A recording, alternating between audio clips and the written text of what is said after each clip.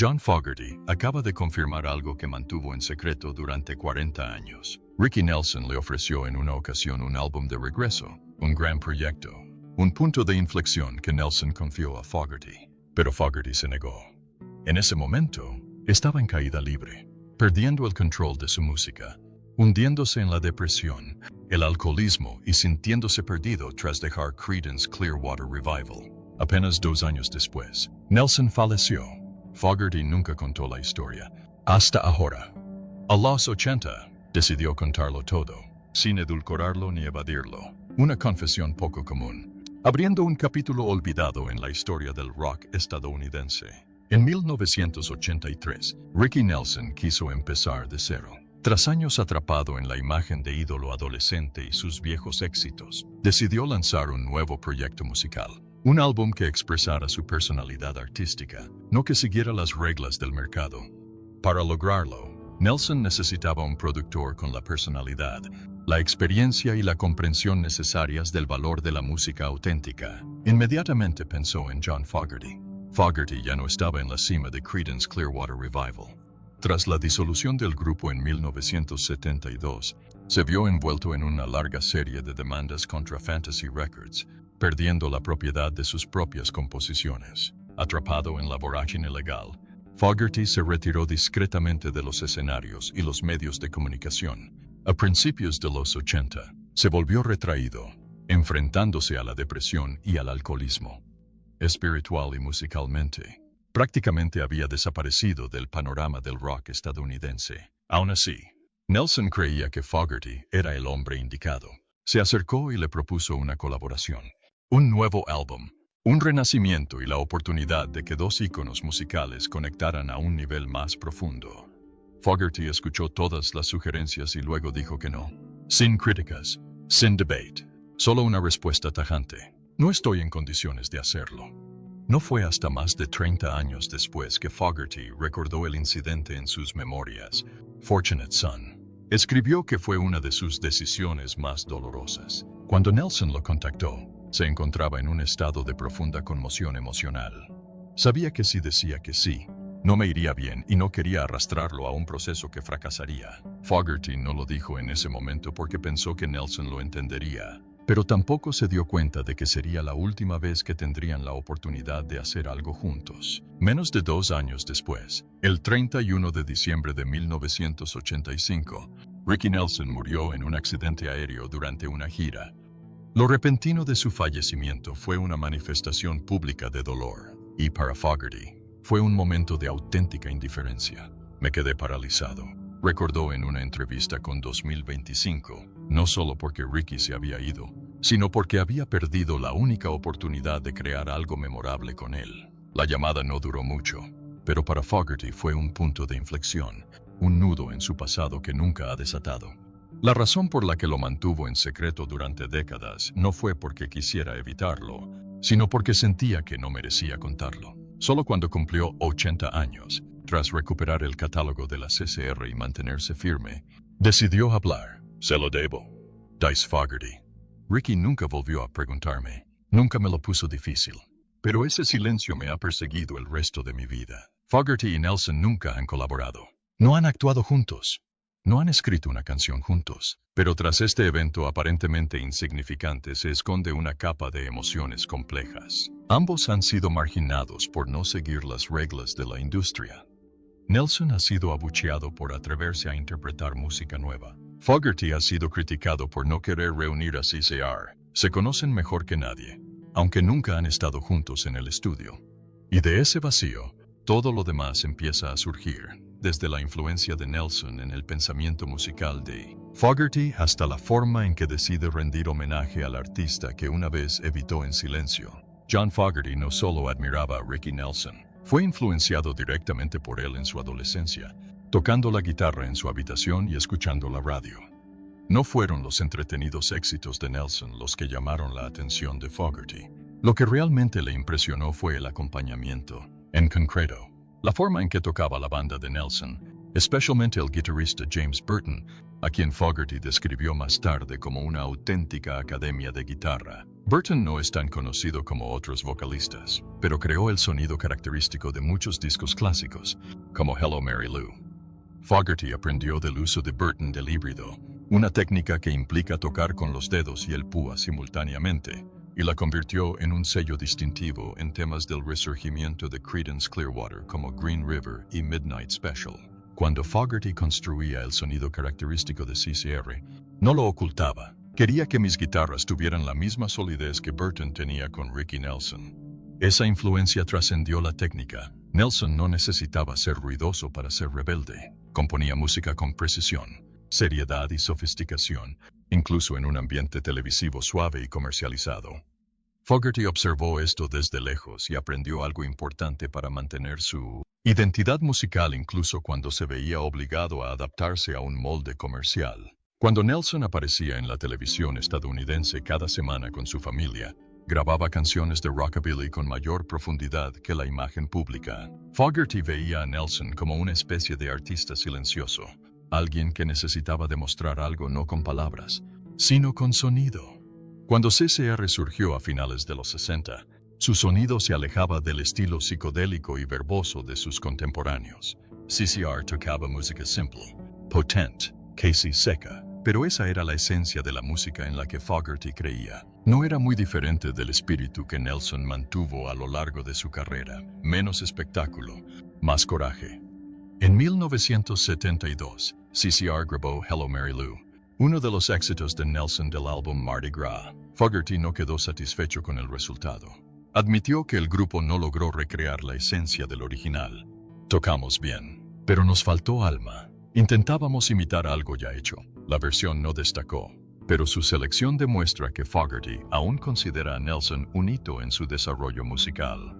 La influencia se extendió al ámbito interpretativo, cuando Nelson fue rechazado por el público por tocar material nuevo en lugar de sus antiguas canciones en un concierto en el Madison Square Garden. Fogerty se encontraba en una situación similar. Años después de dejar CCR, el público seguía pidiéndole que interpretara sus viejos éxitos, negándose a escuchar nuevas composiciones de su carrera en solitario.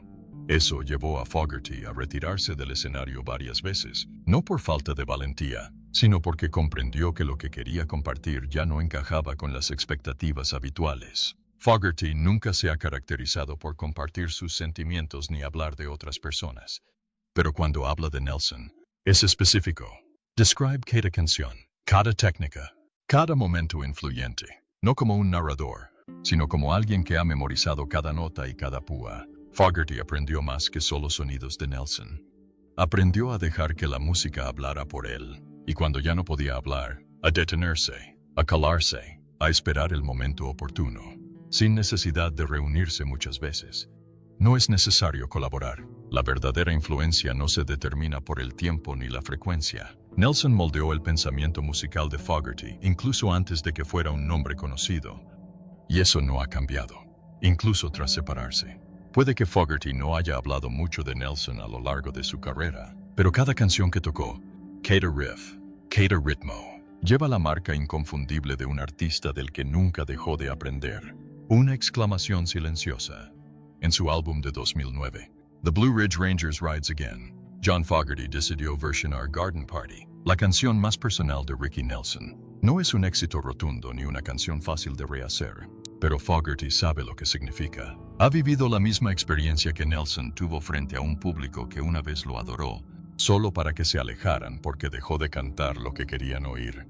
Garden Party nació después de que Nelson fuera abucheado una noche en el Madison Square Garden en 1971. Tocó canciones nuevas y el público respondió. Sin groserías, sin disturbios, solo sacudidas de cabeza, miradas vacías y una petición: canten algo viejo. Nelson abandonó el escenario silenciosamente y luego escribió un mensaje escalofriante: si no puedo ser yo mismo. No tenía sentido estar allí. Fogerty no estaba esa noche, pero así lo sentía. Tras la separación de CCR, se embarcó en una carrera en solitario, escribiendo un material más personal, más triste y más crudo. Pero en muchos escenarios, el público solo quería que fuera la voz de CCR. No querían al Fogerty de hoy, querían al Fogerty de 1969. Esto lo llevó a negarse a interpretar sus viejos éxitos en varias ocasiones. No porque odiara el pasado, sino porque no quería encasillarse en las mismas cosas que lo habían llevado a la cima. Cuando eligió grabar Garden Party, Fogerty no buscaba rehacer el éxito. Mantuvo la misma estructura, el mismo espíritu, el mismo estilo vocal. Lo único que cambió fue que las voces eran más maduras, más lentas y más pesadas. No estaba repitiendo la historia de Nelson. Estaba contando lo suyo con palabras ajenas, en un contexto casi idéntico. Lo escuché por primera vez y supe a qué se refería Nelson. No es solo una historia. Es una sensación que comparten muchos artistas, especialmente aquellos que han tenido su época dorada. Dice Fogerty. Fogerty trajo a Don Henley y Timothy B. Schmidt, dos miembros de los Eagles, para los coros. Los tres se habían enfrentado a la presión de mantener su antigua imagen mientras anhelaban progresar. La combinación no fue un éxito, pero en el mundo de la música, fue un reconocimiento discreto de que Nelson había dicho lo que nadie más quería decir en voz alta. Fogerty no interpreta Garden Party a menudo, solo la presenta en el escenario un par de veces. Y cuando lo hace, no hace largas presentaciones, no menciona el Madison Square Garden, no menciona mucho a Nelson. Deja que la canción hable por sí sola, no importa si el público la escucha, la entiende o no. Para Fogerty, esta no es una actuación para el público. Es un momento personal, un momento en el que deja de lado su rol de intérprete y se convierte en transmisor. En un intercambio poco común, Fogerty dijo que Garden Party era diferente a cualquier otra canción que había cantado. No necesitaba un crescendo, no necesitaba un solo necesitaba ser tocada con el ambiente adecuado. Y lo que le quedó grabado durante todos estos años fue su sutileza, su peso, que solo quienes la habían experimentado podían percibir. Cuando un artista veterano decide compartir las emociones de la canción de otro, no es solo una versión, es una herencia emocional. Fogerty lo hizo una vez, y eso bastó para que Nelson se quedara, no en su personaje escénico, sino en sus letras sobre la soledad de ser incomprendido. Ricky Nelson y John Fogerty no empezaron de la misma manera, pero compartían una naturaleza artística similar que se negaba a ser encasillado. Nelson se subió al escenario en su adolescencia y se convirtió en un nombre, conocido en la serie de televisión estadounidense Las aventuras de Ozzie y Harriet. Su imagen de chico perfecto lo acompañó durante toda su juventud, convirtiéndolo más en un ícono del entretenimiento que en un verdadero artista a ojos del público. Pero Nelson tenía su propio rumbo. Se alejó de ese modelo al dedicarse al rockabilly y luego al country rock, géneros con mayor riesgo comercial, pero que expresaban claramente su personalidad musical. Fogerty, por otro lado, provenía de una formación autodidacta. Como líder no oficial de Creedence Clearwater Revival, compuso, cantó, arregló y dirigió toda la música del grupo. Pero cuando CCR se disolvió, Fogerty se enfrentó al mismo problema. El público quería que siguiera siendo el mismo. Cada vez que lanzaba nuevo material, la respuesta habitual era exigir lo viejo. Pero la calidad de su música aún lo comparaba con la de sus mejores momentos. Una presión que solo quienes han alcanzado la cima pueden comprender plenamente. Ambos estaban abrumados por las expectativas. Nelson subía al escenario, tocaba música nueva, solo para encontrarse con el silencio. Años después, Fogerty se enfrentaría a la exigencia de tocar Proud Mary o Have You Ever Seen the Rain cada vez que subía al escenario, sin importar el nuevo material que presentara. En entrevistas, ambos hablaron de sentirse fuera de lugar en los espacios que una vez dominaron, una amarga paradoja para cualquier artista que ha alcanzado el éxito demasiado pronto, demasiado fuerte, fuera del escenario. Sus vidas personales también se vieron afectadas. Nelson se divorció. Fue objeto de escrutinio mediático y perdió estabilidad financiera hacia el final de su vida. Fogerty vivió en la sombra durante décadas, evitando a la prensa y perdiendo contacto con su hermano Tom, quien también era miembro de la CCR, pero falleció antes de que pudieran resolver sus diferencias. En su interior, ambos eran personas reservadas, poco comunicativas y reservadas. La actitud pública de Nelson era de silencio, evitando la controversia. Dejó que su música transmitiera lo que no decía. Fogerty, en el periodo posterior a la CCR, también optó por guardar silencio ante los medios, negándose incluso a cantar su antigua música durante muchos años para evitar verse arrastrado a la imagen que había abandonado. Ninguno optó por explicarse ni defenderse con palabras. Mantuvieron sus opiniones, independientemente de los cambios de los tiempos, independientemente de que otros se detuvieran a escucharlos. Un punto en común más profundo es la forma en que lucharon contra el sistema que controlaba la música. Nelson se vio obstaculizado por su sello discográfico cuando se alejó del pop comercial. Fogerty perdió los derechos de los éxitos de CCR durante décadas, solo para recuperarlos en 2023 tras más de 50 años de lucha. Durante ese tiempo, no generó nada con su propia música, salvo frustración y resentimiento, pero no se rindió. Al igual que Nelson, siguió escribiendo y actuando, incluso cuando el escenario se hizo más pequeño y el foco de atención se alejó de él. Ese paralelismo no es algo que el público pueda ver fácilmente. Nelson murió demasiado joven, antes de tener la oportunidad de reposicionarse. Fogerty tuvo más suerte, pero le llevó casi media vida recuperar la voz. Ahora bien, cuando Fogerty habla de Nelson a sus 80 años, no intenta reconstruir un monumento ni hacerlo más legendario.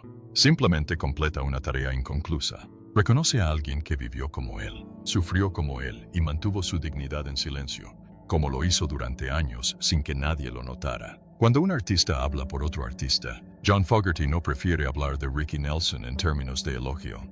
Elige su música, su actitud, su estilo de vida. A sus 80 años, no tiene nada que demostrar. CCR es historia.